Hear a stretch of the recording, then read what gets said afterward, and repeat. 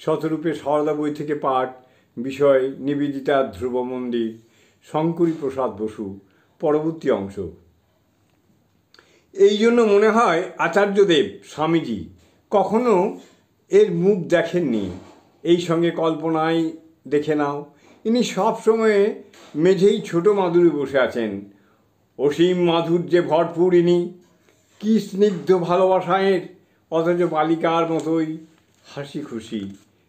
সেদিন যখন আমি জোর করে বললুম স্বামীজিকে এখানে আমাদের মধ্যে আসতে হবে, নইলে আমরা চলে যাব, সেই শুনেই তার কি হাসি! তুমি যদি দেখতে, আচার্যদেব আমাদের জন্য অপেক্ষা করে আছেন।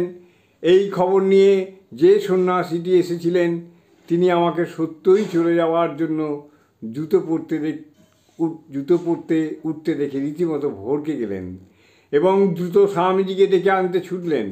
তখন সারদার উচ্ছ্বসিত হাসির রূপ যদি দেখতে!